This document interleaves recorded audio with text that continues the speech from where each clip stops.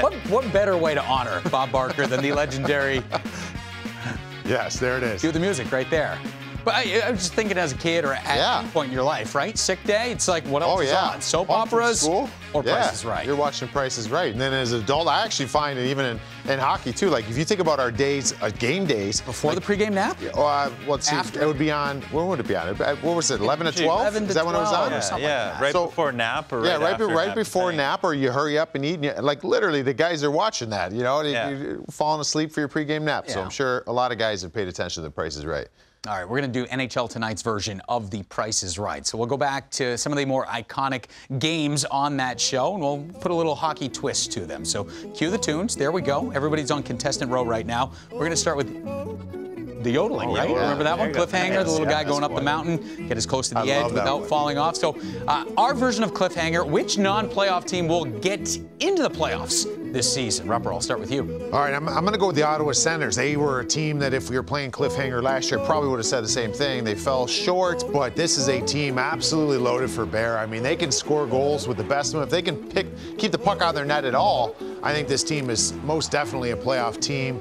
I do like adding Korpisalo. You got Korpisalo, Anton Forsberg. I like that duo. I like Jake Sanderson a lot. He's the number one defenseman, I think, already in this point of his career. Keep Chikrin healthy. The decor is much better. The Ottawa Senators, they're making the playoffs. I like that. Who do you got, Jason? I mean, he took my pick, but my close second was Buffalo Sabres staying in the Atlantic. I think they have all the pieces that last year they were really close. All their youth's going to be a little bit older, and I think the emergence of Devin Levi is going to be huge for them. That goaltending, I think he's going to take them there. Everybody I've heard talk about Don Granato, the coach, loves him. I think sky's the limit for these guys. They can score some goals, too. Oh, yeah. Definitely can. Oh, yeah, big All right, time. so Sens and Sabres. I like that. Another iconic game on The Price is Right. Hole in one or two. Remember, he'd always step up. Bob was pretty good at that one. Always just sink it, show him. He's like, look, this is how it's done. And he would chirp some of the contestants if they wanted a different club or whatnot. So here we go. Our version of hole in one or two. Which team fixed a hole or two this offseason? You're up first. I'll start. I'm going to take the easy one because there's only one way to go up for Columbus Blue Jackets. I think just them getting healthy is going to be huge for them. They brought in some big guys in the back end. Provorov, Severson, Werenski's going to be healthy. And then hopefully Babcock coming back. That's like a tongue twister to say. Babcock coming back. Yeah, keep it simple. Hopefully he's got a fire and he's going to push these guys. And I think Johnny coming in his second year is going to be a little bit more comfortable. And I think they're going to do a lot better than last year. And how about that guy that we highlighted right there? Adam Fantilli, Hobie Baker Award winner.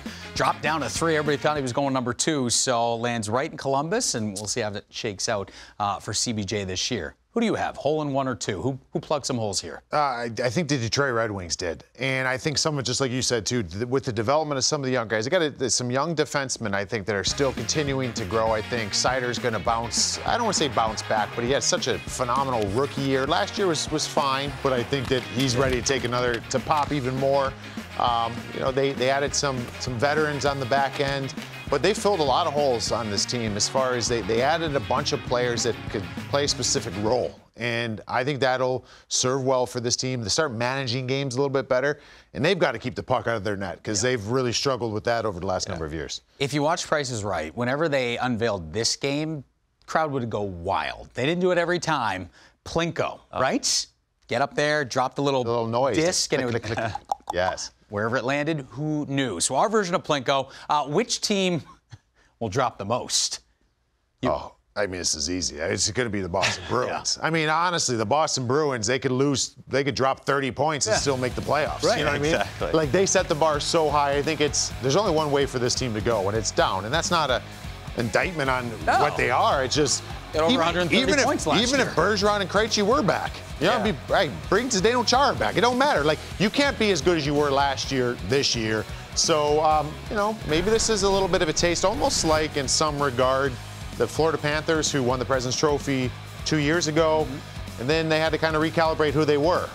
Then they came back and they were a better team because of the recalibration. How steep is the fall, though? Like, are we talking fall? I think they're fall a bubble. Grace I think out they're of the playoffs. I think they're because we said that last year. I think if they get in, they're going to be in wild card contention. I think. Okay. Wild card contention, or I guess it depends on some of the teams we talk about. The Buffalo Sabres and the Ottawa Senators. If they can wrestle the third spot in the Atlantic away from the Boston Bruins, and I think they're probably a wild card team. All right, give me your Plinko team. I mean, I stayed with the Boston Bruins as well. I mean, I'm going first day on the job. I'm going Boston as well. I mean, you lose those guys in the back end. You lose, like to say, Taylor Hall. You lose Orlov. I mean, it's tough to come back from that. You know, they have the culture in place there. I know Marchand and Pasternak are going to really drive the ship for them this year. They're going to have to. I think they can, but like you said, to your point, I mean, they could still make the playoffs, and it wouldn't be as good as last year. We brought the French kind of Marchand. I know. Marchand. C'est Bergeron. Bergeron. See, look at that. We used to have Alex Tanguay. That was our guy. Yeah. Anytime we had like a fancy pronunciation, we'd send it over to Tang. So you're our new guy when it comes to the lingo up north. Thank you for the opportunity. Yeah. You're very welcome.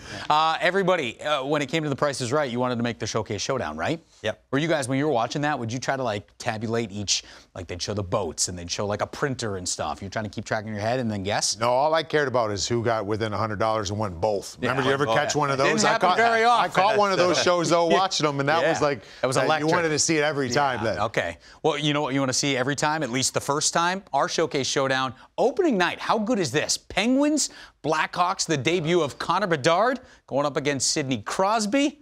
What should we expect in that one, Jason? I mean, tough debut for Connor Bedard to come in, and we're just talking about it. I mean, Crosby, Malkin, they're going to have a fire under their tushies this year, and missing the playoffs for the first time. I mean, they're going to be firing on all cylinders, so I think it's going to be a great welcome to the NHL moment for Connor Bedard, and it's going to be tough for them, though. I love watching. He's going to be a superstar. I think we all would be on the same page with that. But then go back like Auston Matthews' first NHL game. I love seeing like Auston Matthews. He'll be the modern day Ovi as far as when his career is done. It was magical. Right. 4 goals in his first NHL game. It's like, whoa, like what an impact that he made. So I'm not saying Connor Bedard's going to do that, but the stage is set. Like this kid's been waiting his whole life for this opportunity. Now he gets to go against what I would probably say is probably a boyhood idol of his in Sidney Crosby. And it's like, it's the table set. Let's see what happens. Like you said, welcome to the national, kid. Yeah. A lot of people want to anoint Connor Bedard already as the Calder Trophy winner this year, Rookie of the Year. You think there's tougher competition than people think out there as far as guys like Leo Carlsson, Adam Fantilli? Ben in Research mentioned a great one earlier. Luke Hughes, he's eligible as well, back on the back end for the Devils. You think it's a runaway for Connor Bedard, or you think it might be a toss-up this year? I mean, it's all going to depend really on the team surrounding them.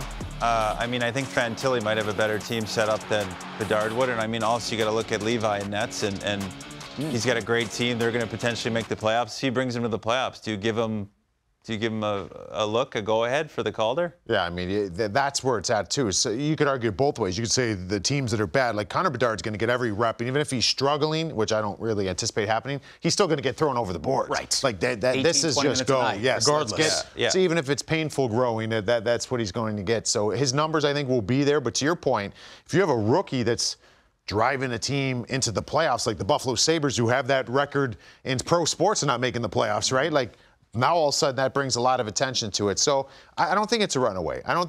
He'll get plenty of opportunity to put points on the board because he'll be the man in Chicago. But there's some storylines I think that we'll learn about here shortly. Bob Barker, best game show host of all time? I think so. Has to be, right? He's got to be right there, right? A legend.